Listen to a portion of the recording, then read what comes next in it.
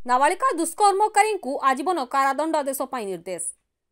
नाबालिका दुष्कर्म और हत्या घटना रे दोषी को आजीवन कारादंडादेश शुणाइले जाजपुर स्वतंत्र पोक्सो कोर्ट। अभियुक्त हेले बरी रामचंद्रपुर थाना अंतर्गत अन्यासपुर अंचल सुब्रत कुमार बेहेरा। 2022 मसीहा जाजपुर जिला बरी रामचंद्रपुर थाना अंचल 13 वर्षीय नाबालिका नदी पठा को बासन माजी जाइथिबा समय रे सुब्रत जबरदस्त टाणी नहीं दुष्कर्म उद्यम करने सह तंटी काटी हत्या करी मुंड को नदी में पकाई देबा सह गंडी को अलगा करी नदी पठारे पकाई देथिला। घटना पर अभियुक्त बेंगलोर पलाई जाइथिला। सेठारे हत्या संपर्क में बंधु को जणाइबा सह सेठारे आत्महत्या उद्यम करिथिला सुब्रत। बेंगलोर पुलिस एने बरी रामचंद्रपुर थाना रे जणाइबा परे पुलिस निज आड़ू थाना रे लिखित अभियोग करथिले। अभियोग को भित्ति करी हत्याकारी सुब्रत को गिरफ्त करा जाय कोर्ट चालान करा जायछि।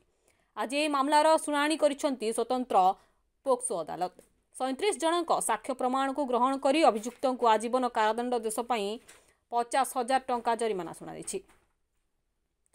एसहित अनादय 12 मास अधिक कारादंडादेश सह पीड़िता को 5 लाख टंकार क्षतिपूरण प्रदान करने को निर्देश देइछंती स्वतंत्र पोक्सो विचारपति अभिजीत पलाई। ए मामला को सरकारी वकील राजीव महांती परिचालना करिसेंती। Rajiv Mahanti special PP POCSO court Jajpur. देखंतु एटा बहुत चर्चित हत्याकांड सहित दुष्कर्म सहित हत्याकांड मामला से 2022 मसीह आम जिले में पूरा चर्चार विषय पलटिला। सेंसिटिव केस था 17/2/2022 तारिख बरी थाना अंचल जड़े नाबालिका जार बयस 13 वर्ष सी नदी घाट को बासन माजिया जाइथिबा बेले से ग्रामर अभियुक्त सुब्रत बेहेरा ताकू दुष्कर्म उद्यम करथिला एवं ताकू बेहोश आगे करदेला। तापरे ताकू बेक काटिदेला एवं ता सहित दुष्कर्म मध्य कला करी ताकू पाख नदी पठार किछि दूर को नहीं ता बेकू को जो ब्लेड रे काटिथिला ता मुंड टिकी नई पानी भितर रखिला गंडी टिकी बाली उपरे थुईकी कोड़े फेरार हो गला। ये घटनार परिवार पक्षर विलंबित राति जाए परिवार पक्षर खोजाखोजी कले कौन सन्धान मिललानी। परदिन एपरी अवस्था गाँ लोक और परिवार लोक पाइबा परे तार बापा ए संक्रांत बदी थाना एक मामला बा एतला देइथिला।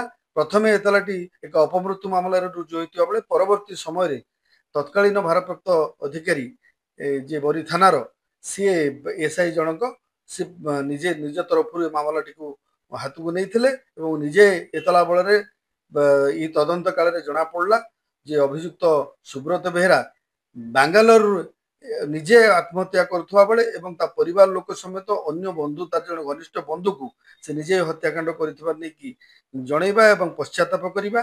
ये घटना बांगालोर पुलिस बरी पुलिस को खबर दबारे अभियुक्त को बांगालोर गिरफ्त कर कोर्ट चालान कर मामलार 37 जन साक्षी साक्ष्य प्रमाण को आधार कर आज जाजपुर अतिरिक्त जिला दौरा जज तथा स्वतंत्र पोक्सो जज अभिजीत पलई आसामी सुब्रत बेहेरा को दफा 302 हत्या मामला आजीवन कारादंडादेश राय शुणाई।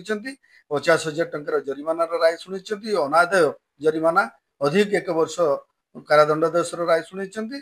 सेपरि पीड़िता परिवार को 5 लाख टंकार क्षतिपूरण राय उल्लेख कर। जाजपुर अभिमन्यु मिश्र को रिपोर्ट लिव लाइव ओडिया।